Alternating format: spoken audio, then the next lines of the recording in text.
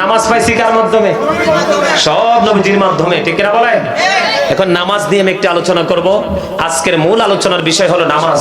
কারণ এখনকার মানুষ নামাজ পড়ে ঠিকই, কিন্তু শয়তানি তো বন্ধ হয় না। কারণ সে তো নামাজের মতো নামাজ পড়ে না। কথা কয় না কেন?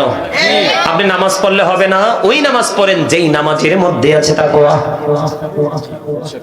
ওই নামাজ পড়েন যেই নামাজের মধ্যে আছে প্রেম। ওই নামাজ পড়েন আপনি যেই নামাজের মধ্যে আছে মাওলার প্রতি আপনার গভীর ধ্যান। ওই নামাজ আপনি পড়েন যেই নামাজের মধ্যে আপনি রাসূলের নামাজের টেকনিক আপনি খুঁজে পান। ওই নামাজ পড়েন ওই নামাজ আপনি পড়েন যেই নামাজে দাঁড়াইলে আপনার সামনে খানায়ে কাবা দেখেন। ওই নামাজ আপনি পড়েন যেই নামাজে দাঁড়িয়ে আপনি ডান দিকে খেয়াল করলে জান্নাত খুঁজে পান। আপনি ওই নামাজ পড়েন যেই নামাজে দাঁড়ালে আপনার বাম দিকে আপনি জাহান্নাম খুঁজে পান। আপনি ওই নামাজ পড়েন বন্ধু দেলি খান বাড়ির আমার ভাই আমার বাবা গো, আমি আমার মা বোনদেরকে ডেকে ডেকে বলছি গো, আপনি ওই নামাজ পড়েন যেই নামাজে আপনার মনে হয় আমি যদিও আল্লাহকে দেখি না, আল্লাহ কিন্তু আমার নামাজ ঠিকই দেখে। ওই নামাজ আপনি পড়েন, আপনার নামাজ দিয়ে আপনার সফলতা অর্জন করবেন। আপনি ওই নামাজ পড়েন যেই নামাজে দাঁড়ালে আপনার মনে হয় আমি যেন ফুলচিরাতের ফুলের উপর দাঁড়িয়ে নামাজ পড়ছি।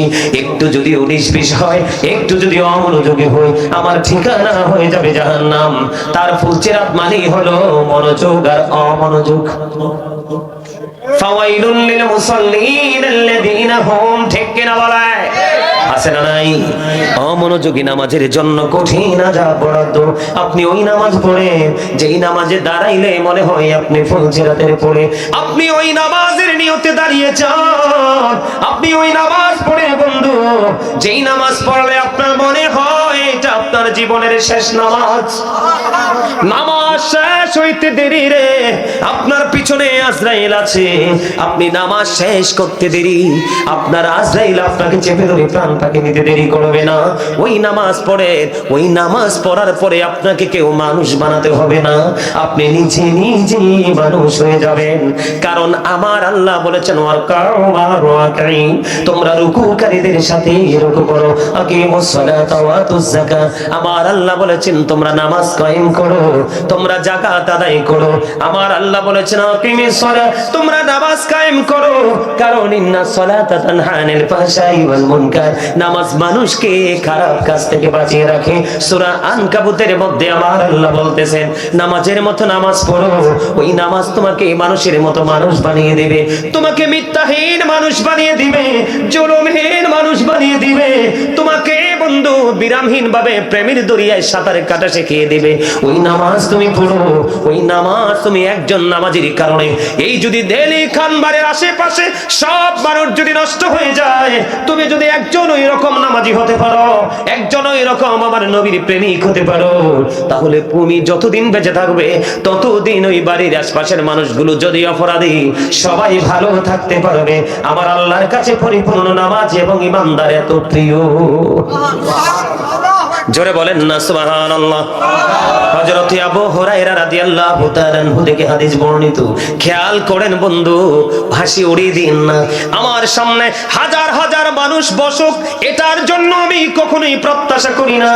আমি একটা জিনিস আল্লাহর কাছে চেয়ে স্টেজে বসি, আল্লাহ গো যেখানেই যাব মানুষগুলো যেন মনটা খুলে আলোচনাটা শুনে, আজকের আলোচনার পরে যেন তার মধ্যে হেদায়েত নেমে আসে, ওইটা আমি আল্লাহর কাছে চেয়ে প্রত্যেকটা স্টেজে বন্ধু বসে যাই।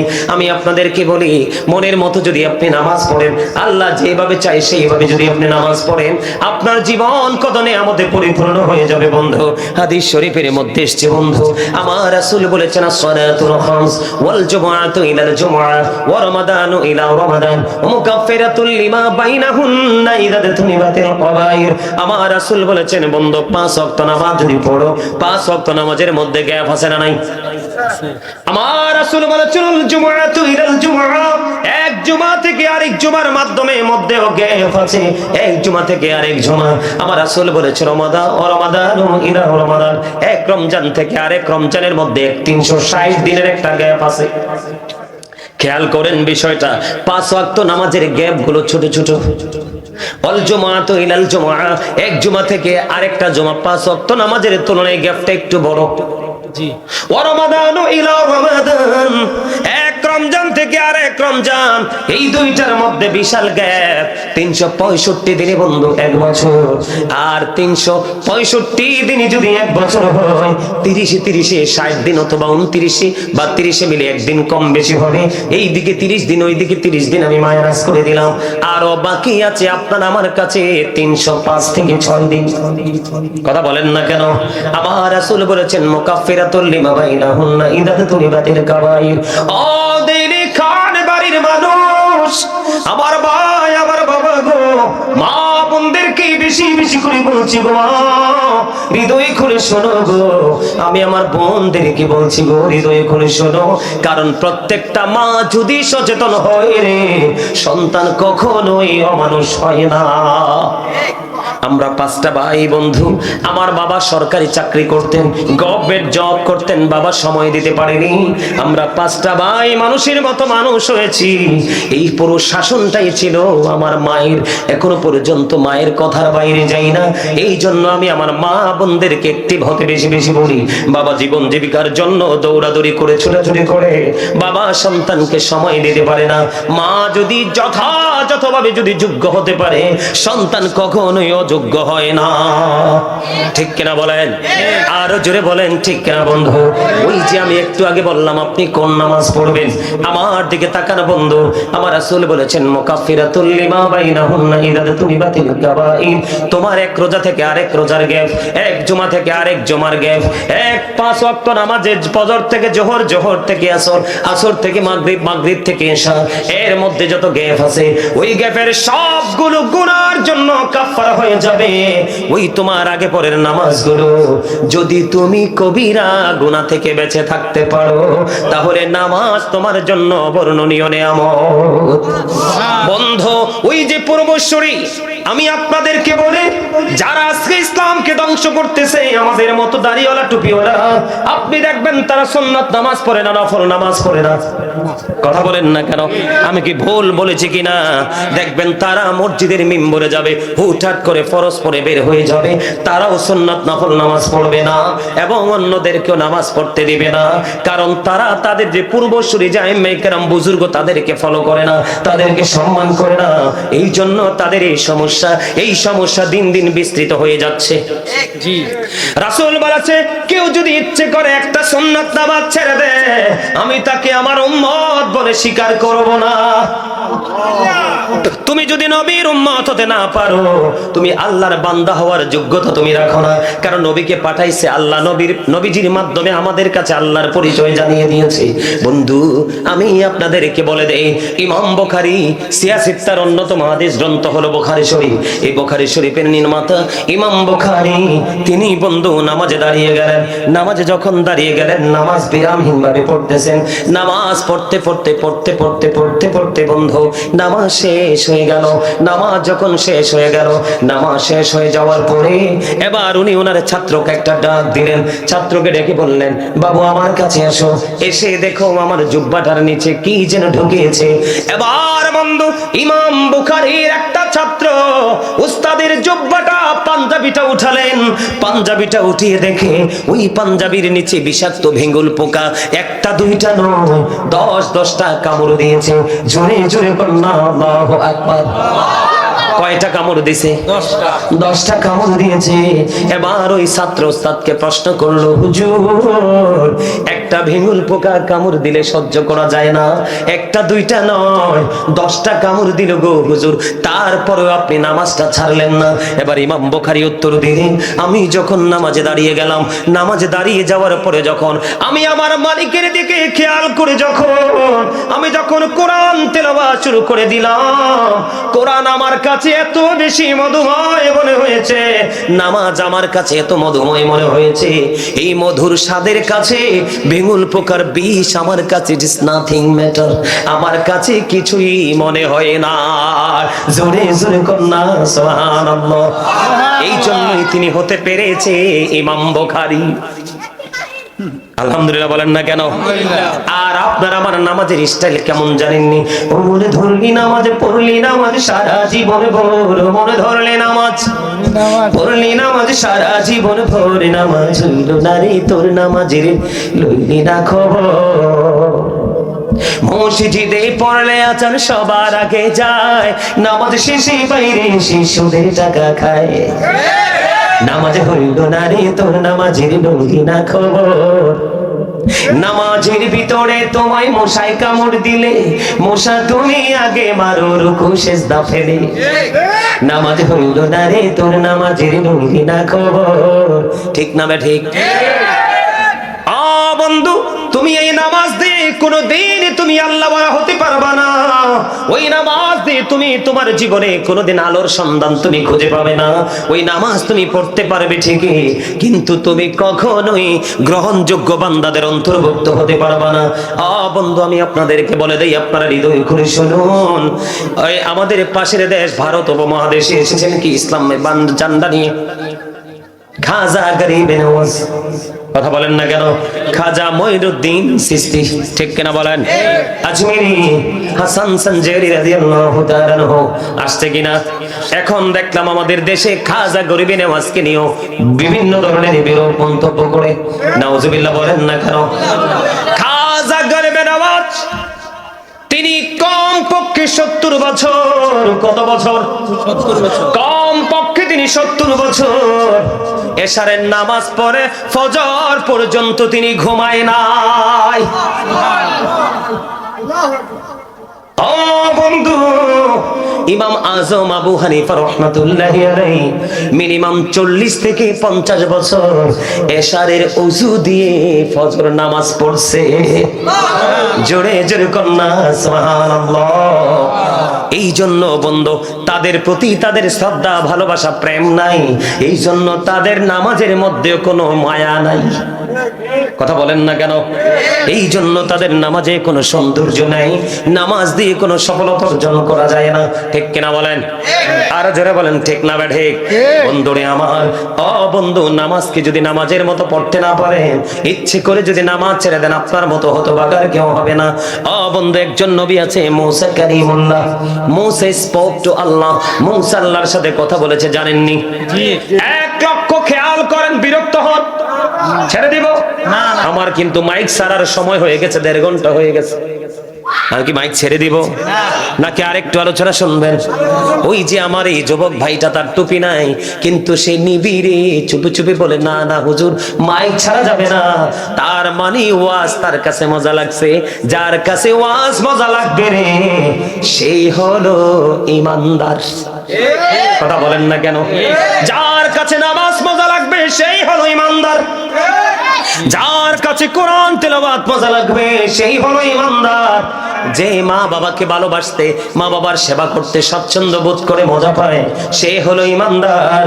ইমানদারের স্টেজ আছে, ক্যাটাগরি আছে। কথা বলেন না কেন?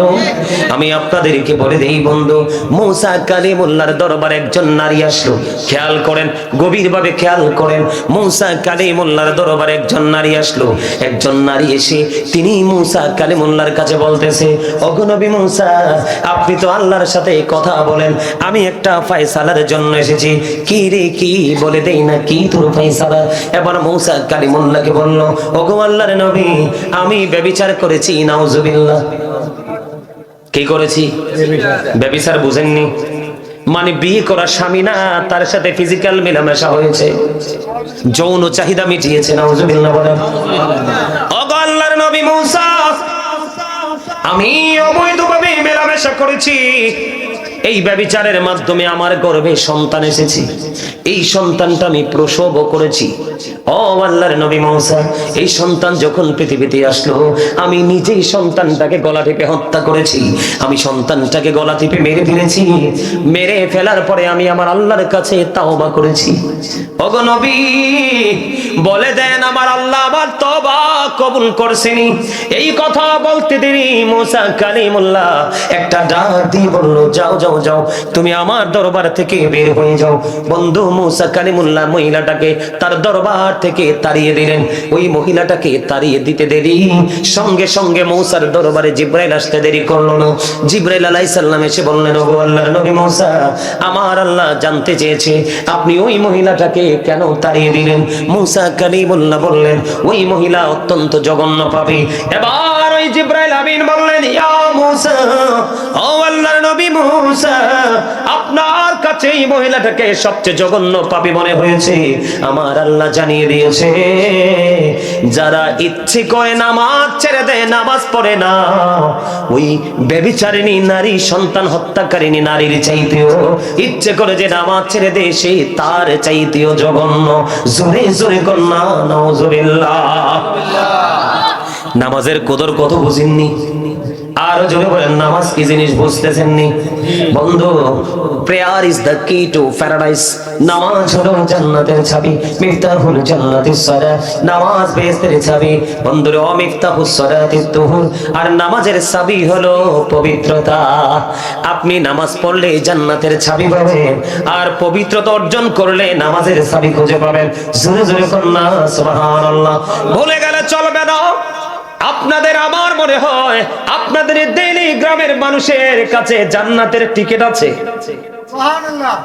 আরেকটা কই সুবহানাল্লাহ বলে। আপনাদের এই গ্রামের মানুষের কাছে কি জান্নাতের টিকিট আছে? নাকি আজরাইলকে ম্যানেজ করে ফেলেছেন? মনে রাখবেন, আজরাইল বলতেছে just time, no complain, no argument. আজরাইল যখন আসবে কোনো তর্ক বিতর্ক চলবে না, তাৎক্ষণিকভাবে আপনার প্রাণ পাকে নিয়ে যাবে। মনে রাখবেন, যখন তোমার কেউ ছিল না তখন ছিলাম আমি, এখন তোমার সব হয়েছে, পর হয়েছে আমি। যখন তোমার কেউ রবে না, রব শুধু আমি।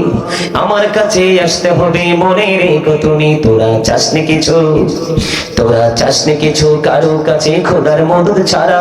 অন্যের উপর ভরসা ছেড়ে নিজের পায়ে দাঁড়া। আপনি মরে গেলে কেউ আপনার জন্য হাদিয়ে পাঠাবে, এই স্বপ্ন বলেও দেখেন না। যেই কাতমোল্লার দল বের হইছে, দেখবেন আপনি মরার পরে আপনার সন্তান কি বলবে, কবরের পার যাইও না বেদাত। ওমা কথা কন না কিল্লে। আরে জোরে। আমার নবীজি জান্নাতুল বাকিতে কবর জিয়ারত করেছে, আর আপনি কোন সাহসে বলেন কবর জিয়ারত করা বেদাত? কথা কি ভুল বললাম? এজন্য আপনাকে আপনার আমলটা করে যেতে হবে, ঠিক কিনা বলেন? মনে রাখতে হবে বন্ধু, পদ্মা মেঘনা যমুনার তীরে কত ঢেউ চলে যায়, আসে না তো ফিরে। আমিও চলে যাব এমনি করে, আসবো না কভু ফিরে। পদ্মা মেঘনা যমুনার তীরে কত ঢেউ চলে যায়। কথা কি ভুল বলছি? মানুষ চলে গেলে আর ফিরে আসে? ফিরে যেমন আসে না, হিসাবটাও কিন্তু আল্লাহর কাছে দিতে হবে। কথা বলেন না কেন? আর জোরে বলেন বন্ধু। আমার দিকে তাকান, আমি আপনাদেরকে কি বলতে চাই, নামাজ হলো জান্নাতের চাবি, আর নামাজের চাবি হলো পবিত্রতা। জোরে কন্যা আলহামদুলিল্লাহ। ভুলে গেলে চলবে না। আল্লাহ রাসূল বলেছেন, আউয়ালু মা ইউহাসাবু বিহিল আবদু ইয়াওমাল কিয়ামাতিস সালাহ। কাল হাসরের দিন আল্লাহ রাব্বুল আলামিন সর্বপ্রথম আপনার কাছ থেকে নামাজের হিসাব নিবি। ইন্নাল্লাহা সারিউল হিসাব। Allah is quick to take account. আল্লাহ হিসাব গ্রহণে অত্যন্ত তৎপর। এদিন যদি বিপদে পড়ে যান, পালিয়ে যাবেন না, না না। আল্লাহ বলেছেন, ইন্না বাতশা রাব্বিকা লাশাদীদ। The seizing of Allah is difficult. আল্লাহর ধর, আল্লাহর পাকড়াও বড় শক্ত, বড় কঠিন। আল্লাহ খুব শক্ত করে ধরবে, পালাইতে পারবেন না। বন্ধু, ঈসা রুহুল্লাহ একদিন এক মেঠুপথে হাঁটে। হঠাৎ করে ঈসা রুহুল্লাহ দেখতে পাইলেন একটা পাখি আশ্চর্যজনক ভাবে নিজের বডিটাকে ধুলাবালির মধ্যে দূষণ করছে, ময়লা করছে। করার পরে হঠাৎ করে তিনি চাইয়া দেখলেন ওই পাখিটা আবার পানিতে গিয়ে গোসল করছে। গোসল করে আসে আবার ধুলাবালিতে গড়াগড়ি দিচ্ছে, পুরো বডিটা ধুলাযুক্ত হয়ে যাচ্ছে। আবার ওই সমুদ্রের পানিতে গিয়ে গোসল করতেছে। এমনি করে করে 5 বার গোসল করলো। 5 বারে গোসল করার পরে আবার 5 বারে গোসল করার পরে ঈসা রুহুল্লাহ দেখে আশ্চর্য হয়ে গেলেন। এটা কি আশ্চর্য আশ্চর্য ধরনের ঘটনা। একবার শরীরটাকে ময়লা করে দিচ্ছি, আরেকবার শরীরটাকে ধৌত করে নিচ্ছি। ধৌত করার পরে পরিষ্কার হয়ে গেল, ধুলা লাগানোর পরে ময়লা হয়ে গেল। এবার আল্লাহ রাব্বুল আলামিনের পক্ষ থেকে ঈসা রুহুল্লাহর কাছে খবর চলে আসলো, গো নবী, এই পাখি হলো আল্লাহর প্রিয় হাবিব আখিরি নবীর উম্মতের নিদর্শন।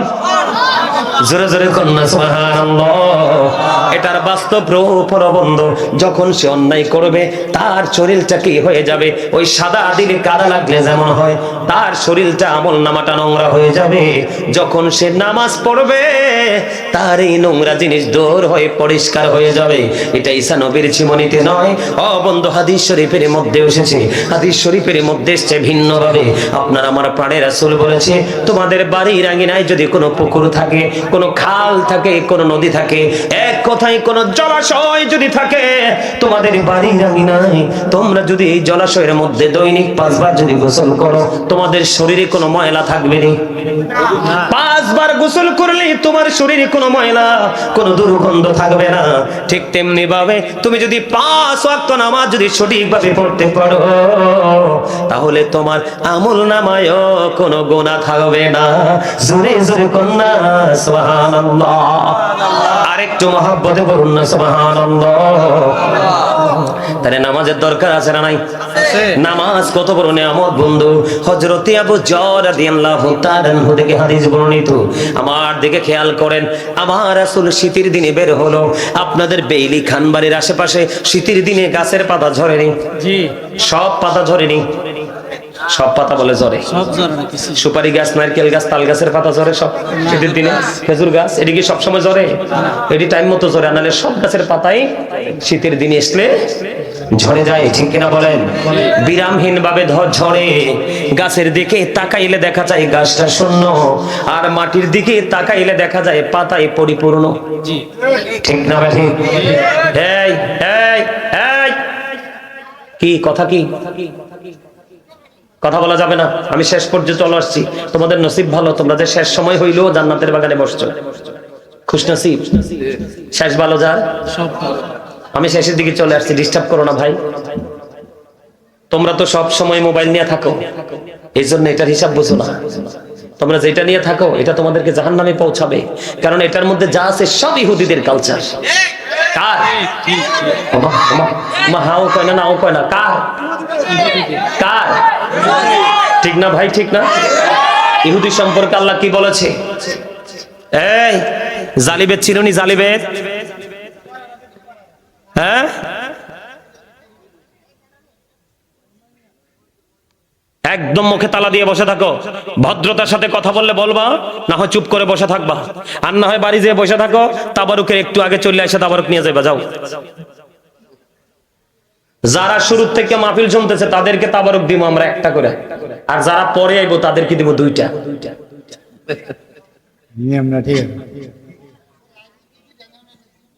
এই আমার দাদার উত্তর ঠিক আছে, চাচার উত্তর ঠিক আছে। Thank you very much, absolutely right answer my dear uncle.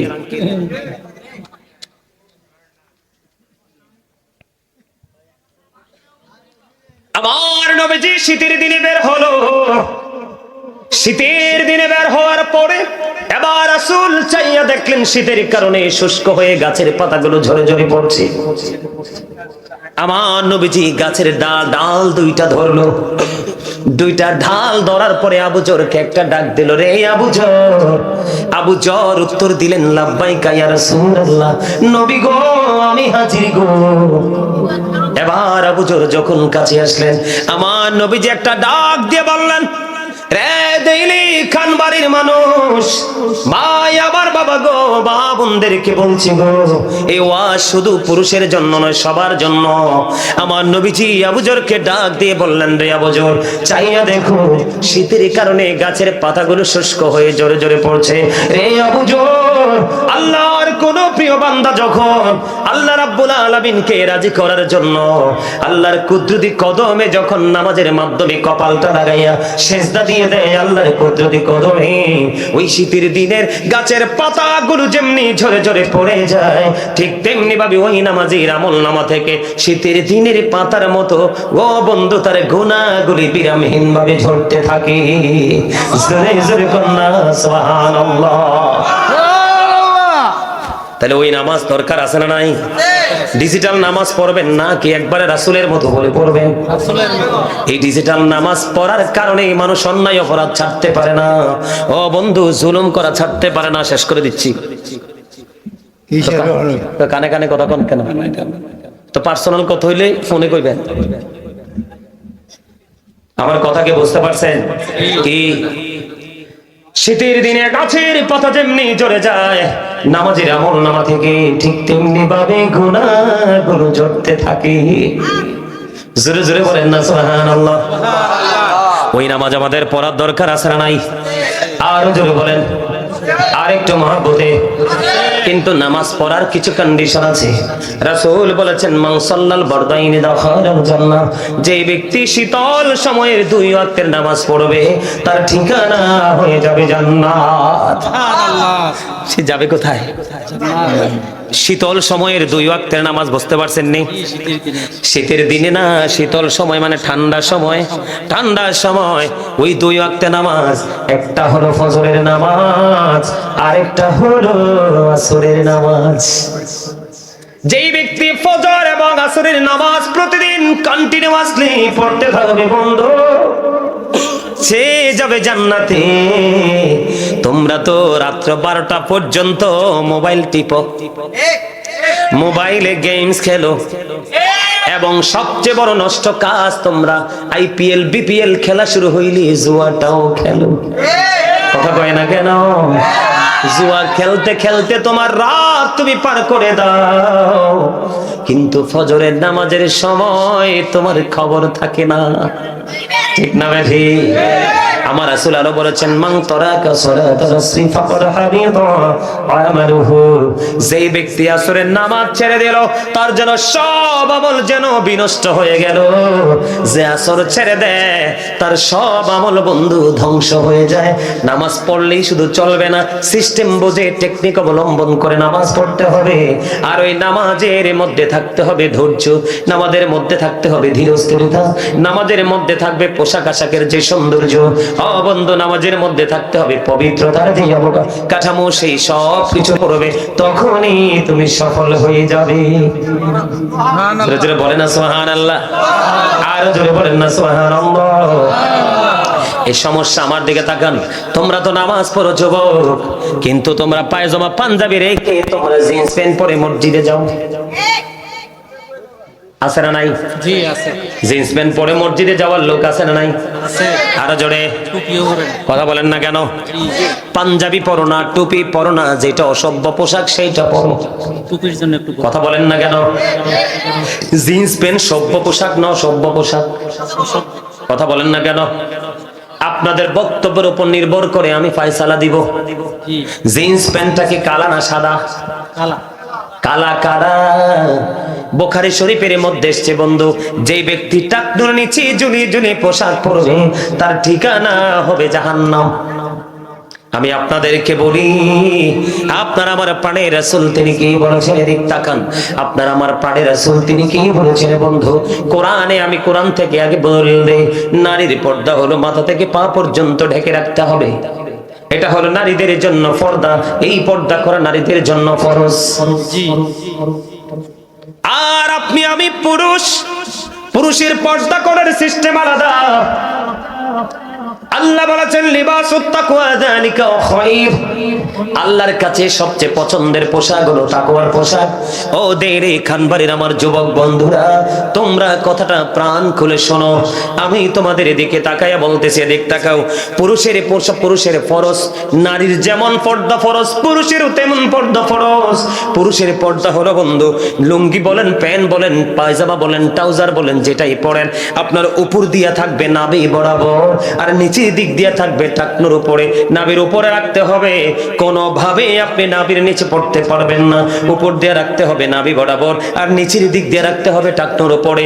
এই কন্ডিশনে পোশাক পরা বন্ধ ফরজ। এইভাবে যদি আপনি পোশাক পরতে পারেন তাহলে জাহান্নাম থেকে আপনি বাঁচবেন। আল্লাহর নবী মসজিদে অবস্থান করতেছে, হঠাৎ করে এক ব্যক্তি এসে নামাজের নিয়ত করে ফেললো। নবীজি বললেন, তুমি ওযু করে আসো। তিনি বন্ধু ওযু করতে গেলেন, ওযু শেষ করে এসে তিনি আবার নামাজের নিয়ত বাঁধলেন। নবীজি আবার বললেন, তুমি ওযু করে আসো। আবার তিনি ওযু যখন নামাজের নিয়ত করলেন, আমার নবীজি বললেন তুমি ওযু করে আসো। এক এক করে তিনবার বলল। তৃতীয় পার্সন আমার রাসূলকে প্রশ্ন করলেন, ইয়া রাসূলুল্লাহ, ইয়া হাবিবাল্লাহ, নবী গো, বারবার তাকে বলতেছেন ওযু করে আসার জন্য, কেন গো নবী? আমার নবীজি বললেন, সেই যে পোশাক পরে নামাজে দাঁড়িয়েছে, ওই পোশাক পরে কিয়ামত পর্যন্ত নামাজ পড়তে পারবে, আল্লাহর দরবারে সেই নামাজ কবুল হবে না। কারণ নামাজের আগে তার পোশাকের সৌন্দর্য আগে দেখতে হবে। কারণ পোশাকের একটা মাপকাঠি আছে, শরীয়তের সৌন্দর্য আছে। বন্ধু, তুমি নামাজ পড়তে পারবা, আমি যেই ওয়াজ করেছি তোমার এই পোশাকটা পরা মনে রাখতে হবে ফরজ। এটা সুন্নত না নফল না যে তুমি উড়িয়ে দিবে। তোমাকে বোঝে নেই, তুমি মনে মনে বলবে হুজুর আমি জিন্স প্যান্ট পরবো, ছাড়বো না, আমি টাকনুর তার উপরে বইটা তুলে ফেলবো। মেনে নিলাম তুমি টাকনুর উপরে তুমি বইটে প্যান্টটা তুলে ফেলবে, কিন্তু তুমি উপর দিয়া নাভি বরাবর কেমন করে আনবা, এটা হাজার চেষ্টা করলেও নাভির কাছে আসে না। কথা বলেন না কেন? কারণ এই পোশাকটার জন্মই হয়েছে ছোট্ট হয়ে। বল হুজুর আবিষ্কার করলো কে? আবিষ্কার করেছে বেঈমান কাফেরেরা। আমার আল্লাহ কোরআনে বলেছে, ইন্নাল কাফিরিনা কানু লাকুম আদুওয়াম মুবিনা। আমার আল্লাহ বলেছেন, দা হেরিটেক্স আর the eternal enemy of the believers. ঈমানদারদের প্রকাশ্য শত্রু হলো বেঈমান কাফেরেরা। যেমনি ভাবে জিন্স প্যান্ট আবিষ্কার করে তোমার পুরুষের পর্দা বিনষ্ট করে দিয়েছে, তেমনি ভাবে নারীদের পাতলা জামা পাতলা শাড়ি তৈরি করে নারীদের পর্দা ভেঙে দিয়েছে। ঠিক কিনা বলেন?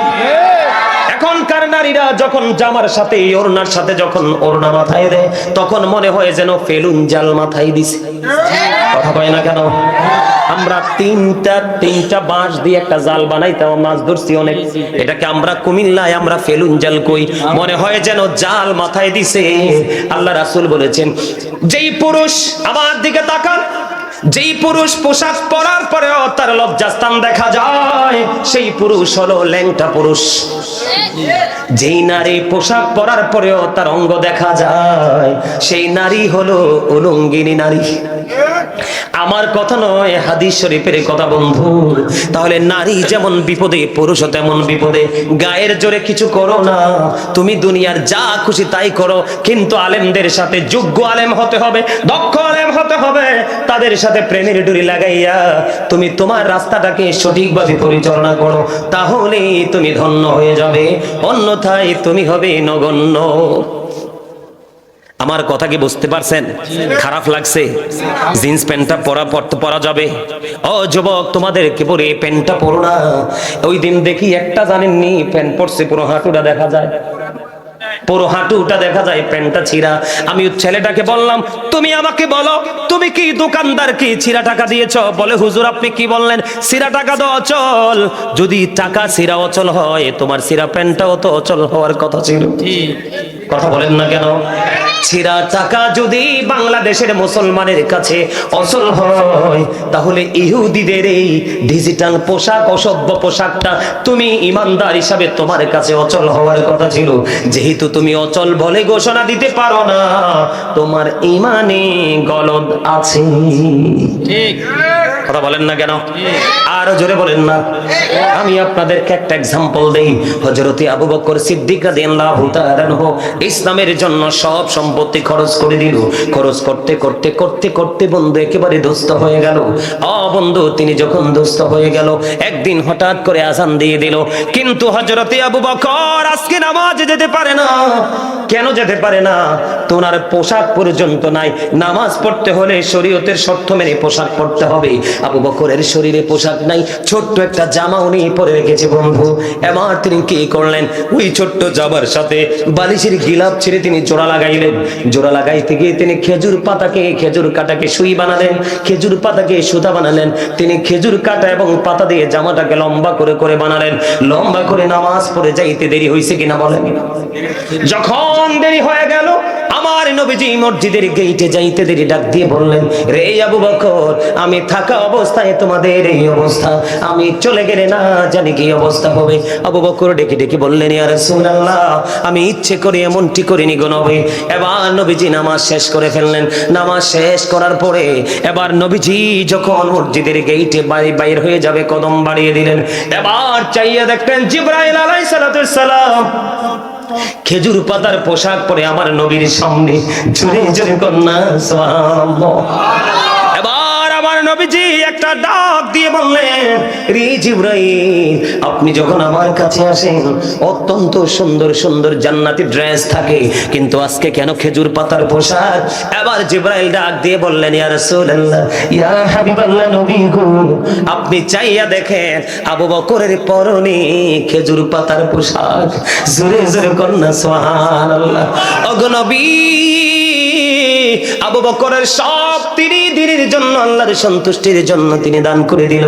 আজকে পোশাকও নাই, একদিকে পোশাক নাই আর একদিকে আজান, তিনি নামাজও ছাড়তে পারবে না, কারণ এটা আমার মালিকের অর্ডার।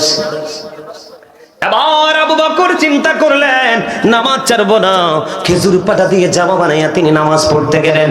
ও নবী গো, যখন আবু বকর খেজুর কাটা এবং খেজুর পাতা দিয়ে জামা বানাইয়া তিনি যখন এবার কি করলেন, নামাজের দিকে রওনা দিলেন, আমার আল্লাহ ডেকে ডেকে বললেন, ও আসমানের ফেরেশতারা সবাইকে ডেকে ডেকে বললেন, আজকে তোমরা আমার আবু বকরের সম্মানার্থে খেজুর পাতার পোশাক পরে নাও।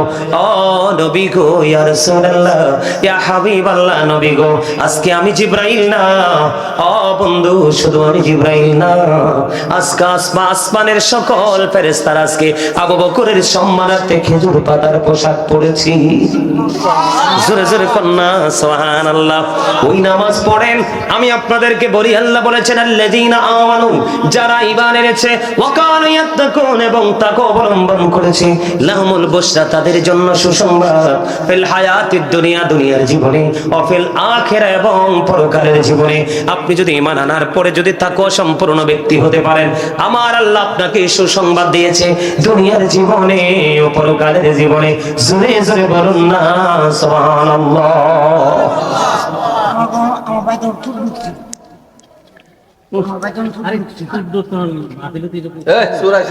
আলহামদুলিল্লাহ বলেন, আরো জোরে বলেন আলহামদুলিল্লাহ। তাহলে আমাদেরকে কি করতে হবে? 5 ওয়াক্ত নামাজ সঠিকভাবে পড়তে হবে। যদি আমরা সঠিকভাবে 5 ওয়াক্ত নামাজ পড়তে পারি, তাহলেই আমাদের পক্ষে সফলতা সম্ভব, ঠিক কিনা বলেন? আরো জোরে বলেন। ফরজ নামাজের পাশাপাশি সুন্নত নামাজ পড়বেন তো? পড়বেন তো? নফল নামাজ পড়বেন তো? টুপি দিয়ে পড়বেন না টুপি ছাড়া? গেঞ্জি পরে না পাঞ্জাবি পরে? আরো জোরে মনে রাখবেন, আপনি দোকানে যেই পোশাকে গেলেন, বাজারে যেই পোশাকে গেলেন, আপনি মসজিদেও সেই পোশাকে গেলেন, আপনাকে কি কেউ জান্নাতি মেহমান বলবে? ছেলেরা টুপি পরতেছেন, একটু ছেলেরা টুপি পরবে কোত্থেকে? ছেলেরা তো টুপি পরবে না, কারণ তারা টুপির জগতে নাই, তো টুপি ছাড়ার জগতে ঢুকছে। কি আপনি দেখেন না, এই যে ছেলেগুলো আসছে, এটা কি মাহফিল না সিনেমা হল? কথা বলেন না, মাহফিল না সিনেমা হল? একটা ছেলের মাথায় টুপি নাই। আমার কথা কি আপনারা বুঝতে পারছেন? আমার কথা আপনারা রাগ হইয়েন না, বাস্তবতা। আপনারা রাস্তায় হাঁটলে ছেলেরা অপেক্ষায় থাকে, মুরব্বী সালাম দিবে, আমরা দিব না। রাস্তায় এখনকার ছেলেরা সালাম দেয় না, মুরব্বীরা সালাম দিতে হয়। এটা হচ্ছে আমাদের সব দিকে অবক্ষয়। এই আমি আজকে আপনাদেরকে একটা কথা বলে যাই, মনে রাখবেন, আমার হয়তো এখানে আর জীবনে আসা হবে না। একটা কথা মনে রাখি, যে মুরব্বী মানুষ, আপনারা যারা মুরব্বীরা আছেন, আপনারা চলে যাওয়ার পরে এই গ্রামের অবস্থা আর ভালো হবে না। কেন ভালো হবে না? তাদের মাথায় নাই ইসলাম, তাদের জবানেও নাই ইসলাম, তাদের হাতেও নাই ইসলাম, তাদের মুখেও নাই ইসলাম, তাদের চোখেও নাই ইসলাম, তাদের কানেও নাই ইসলাম, তাদের পথ চলায় নাই ইসলাম, তাদের চিন্তাধারায় নাই ইসলাম। তাহলে আপনি শান্তি চাইবেন কোনটা দিয়ে? শান্তি দেওয়ার মালিককে আল্লাহ। আরে যারা বলেন, প্রত্যেকটা ছেলে একই সেক্টরে, প্রত্যেকটা ছেলে একই সেক্টরে। আপনি দেখেন, এখনকার মানুষ খায় কিন্তু স্বাদ পায় না, এখনকার মানুষ ইনকাম করে কিন্তু বরকত পায় না। কথা বলেন না কেন? এখনকার মানুষ বেঁচে আছে ঠিকই, কিন্তু সুস্থতা ছাড়া। আপনি দেখেন, আমাদের কাছে যে দাদাভাই বসে আছে, ওনাদের মতো মুরব্বী, যে এখানে একজন আছে, ওনার মতো মুরব্বী কয়েক গ্রাম ঘষলে একজন পাওয়া যায় না। ওনারা রয়েছে, আপনারা তাদের চাইতে আরো অনেক মুরব্বীরা রয়েছেন, কিন্তু এখনকার অনেক ছেলেরা চলে যাচ্ছে। কি লাভ হবে আমি অন্যজনকে দোষে, সব পেয়েছি আমি আমার আপন কর্ম দোষে। কথা কি বুঝতে পারছেন? বুঝে নিতে হবে। এই ছেলেগুলোর ভবিষ্যৎ অন্ধকারাচ্ছন্ন। এরা মনে করে যে বাবার টাকা আছে, বাবা একটা বিল্ডিং করেছে, এটাই সুখ। না, তুমি চার দেয়ালে ঘুমাবে কিভাবে? চার দেয়ালের মধ্যে ঘুমাতে তো পারবে না। যে মানুষটা তোমাকে ঘুম পাড়িয়ে দিবে সেই মানুষটাই তো অশান্ত, সেই মানুষটা শান্ত নয়। আর এটার জন্য দায়ী হলো বাবা মা, 100% দায়ী বাবা মা। প্রত্যেকটা বাবা মা যদি তার সন্তানকে ওইভাবে ট্রেনিং দিত, তাহলে কিন্তু প্রত্যেকটা সন্তান মানুষের মতো মানুষ হয়ে যেত। কথা কি বুঝতে পারছেন? আর জোরে বলেন। সত্যবাদীর সংখ্যা কমে যাবে, দিন দিন মিথ্যাবাদীর সংখ্যা বেড়ে যাবে। আজকে দেখেন আমাদের সমাজ মিথ্যায় ছেয়ে গেছে। আল্লাহ রাসূল বলেছেন, মিথ্যা কথা বলার পরে একটা মানুষের জবান থেকে এত বেশি দুর্গন্ধ বের হয়, তাকে সেফটি দেওয়ার জন্য, সিকিউরিটি দেওয়ার জন্য যে ফেরেশতা অল টাইম তার সাথে যুক্ত করে দিয়েছে, আমার আল্লাহ ওই ফেরেশতাগুলো মিথ্যা কথা বলার কারণে তার মুখ থেকে এত দুর্গন্ধ বের হয়। এই দুর্গন্ধ সহ্য করতে না পেরে হাদিস শরীফের মধ্যে এসেছে 1760 গজ দূরে চলে যায় মিথ্যাবাদী পার্সনটাকে ছেড়ে। সূরা বলেন না নাউজুবিল্লাহ। এখনকার মানুষ হাসতে হাসতে মিথ্যা বলে দেয় না, ভুল বললাম? ঠিক ঠিক না? সম্মানিত উপস্থিতি, কোন দিকে কথা বলবো শেষ নাই। সর্বশেষে বলবো, প্রতিদিন শিফট আকারে পৃথিবীতে ফেরেশতারা আসে। কি আকারে? সকালে এক শিফট, বিকালে একটা শিফট। শিফট আকারে পৃথিবীতে ফেরেশতারা আসে। সকালে যারা আসে বিকালে চলে যায়, বিকালে যারা আসে সকালে চলে যায়। ফেরেশতারা যখন রিটার্ন করবে তখন আল্লাহ ফেরেশতাদেরকে জিজ্ঞেস করবে, ফেরেশতারা রে, আমার বান্দাগুলোকে যাই কি অবস্থায় পাইছো? যার নসিব খুব খুশনসিব, ফেরেশতারা তার পক্ষে সাক্ষী দিবে, আল্লাহ তোমার বান্দাগুলোকে যে পৃথিবীতে যে নামাজরত অবস্থায় পেয়েছি, এখন তুমি বিদায় নিয়েছো, রিটার্ন করেছো, এখন তুমি আসার সময় আমার বান্দাগুলোকে কি অবস্থায় রেখেছো? ফেরেশতারা বলবে, আল্লাহ গো, তোমার বান্দাগুলোকে আসার সময় নামাজরত অবস্থায় রেখে এসেছি। সুবহানাল্লাহ তো বলতে পারেন না? আপনার জান্নাতের মেহমানদের জন্য জান্নাতি খাবার হলো সুবহানাল্লাহ। সম্মানিত উপস্থিতি, অনেক আলোচনা হয়েছে। আমি যে আলোচনা করেছি মূল দুটো বিষয়, একটা হলো রাসূল আর একটা হলো নামাজ। নবীর সম্মান, নবীর মর্যাদা, নবীর ইজ্জত বোঝানোর জন্য বিভিন্ন ভাবে আপনাদেরকে এক্সাম্পল দিয়েছি। আপনারা রাসূলকে হৃদয় থেকে বেশি ভালোবাসবেন, ধন সম্পদ সন্তান সন্ততি সবকিছুর চাইতে বেশি ভালোবাসবেন, তাহলে আপনি ইমানদার হবেন। হযরত ওমর বললেন, নবী গো, আমি আমার জীবন ছাড়া সবকিছুর চাইতে আপনাকে বেশি ভালোবাসি। নবী কই, তুমি এখনো ইমানদার হও নাই। যখন পরে বলেন, ইয়া রাসূলুল্লাহ, আমি আপনাকে আমার জীবনের চাইতে বেশি ভালোবাসি, নবীজি বললেন, তুমি এতক্ষণ ইমানদার হইছো। আরো জোরে বলেন, এতক্ষণে তুমি কি হইছো? ঠিক আমরা আমাদের ধান সম্পদ সন্তান সন্ততি সবকিছুর চাইতে রাসূলকে বেশি ভালোবাসবো, আমরা ইমানদার হতে পারবো। আর সেই ঈমান নিয়ে আমরা সর্বপ্রথম আমাদের কাজ হলো, দ্বিতীয় স্তরের কাজ হলো নামাজ। আমরা নামাজ পরিপূর্ণভাবে পড়বো। আমরা যখন নামাজ পরিপূর্ণভাবে পড়বো, তাহলেই আমাদের জীবনটা কি হয়ে যাবে? বদলে যাবে। দুনিয়া এবং আখিরাত আমাদের নিয়ামতে পরিপূর্ণ হয়ে যাবে। আল্লাহ যেন আমাদের সবাইকে সেইভাবে পথ চলার তৌফিক দান করে, সকলে বলুন আমিন। সম্মানিত উপস্থিতি, এখন আমি একটু জিকির করব, জিকির করে কিয়াম করব, কিয়ামের পরে মোনাজাত দিব। আপনারা কিয়ামের পক্ষে না বিপক্ষে? কে কে কিয়ামের পক্ষে? নবীজিকে দাঁড়িয়ে সালাম দেওয়ার পক্ষে কে কে? সোজা করে হাত তোলেন। যারা পক্ষে হাত তুললেন, যারা পক্ষে না হাত তোলার দরকার নাই। কারণ আপনি এমনি যদি বলেন আমি রাজি, কিন্তু অন্তর দিয়ে রাজি না, তাইলে আপনি মুনাফিক হবেন। কারণ জবানে একটা, অন্তরে আরেকটা, এটাই হলো মুনাফিক। আর মুখে এবং অন্তরে যেটা একুরেট, সেটাই হলো কি? কথা বল না কেন? আরো জোরে। ও হানিফ ভাই তো বলছিল নাতে রাসূল কওয়ার জন্য, আমি একটা নাতে রাসূল ছোট্ট করে গাইয়া তারপরে শেষ করে দিব। আলহামদুলিল্লাহ বলেন। আরো জোরে। ভাইও 2 ঘন্টা পার হয়ে গেছে ওয়াজে। আরে হা দিয়া থাকলে কি হইছে? আমার বলছে ওয়াজ 2 ঘন্টা পার হয়ে গেছে। ওয়াজ কি হয়ে গেছে? 2 ঘন্টা পার হয়ে গেছে। আর সম্ভব না। 1.5 ঘন্টার মধ্যে ওয়াজ মিলাদ কিয়াম শেষ হওয়ার কথা ছিল, সেই জায়গায় 2 ঘন্টা হয়ে গেছে আলোচনা। আলহামদুলিল্লাহ বলেন। আরো জোরে। আপনারা তো 41 বছরে কিছু করতে পারেন নাই, আর আমি একদিনে কি করব? 41 বছরে কিছু করতে পারেন না, 41 বছরে। এই মেয়ে দিক তাকান। আগামী বছর যদি মাহফিল করেন, আমি একটা কথা বলে যাই, তাবারুক বন্ধ করে দিবেন। আগামী বছর যদি মাহফিল করেন, বিরিয়ানি বন্ধ করে দিবেন। প্রয়োজনে ওই জিনিস হয়ে আছে এখানে, যার নামে মাহফিল করাইছেন আপনারা, ওনার নামে প্রয়োজনে এতিম অনাথদেরকে ডেকে পরের দিন সকালে বিরিয়ানি খাওয়াই দিবেন।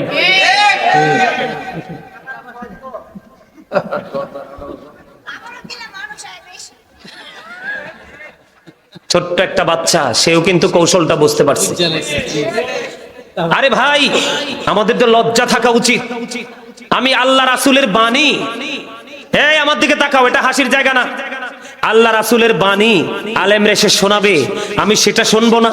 ছোট্ট একটু দুনিয়ার পেটটার কিছুক্ষণ শান্তির জন্য একটু বিরিয়ানি নিয়ে চলে আসবো? আমি নিজেকে মুসলমান দাবি করতে পারি?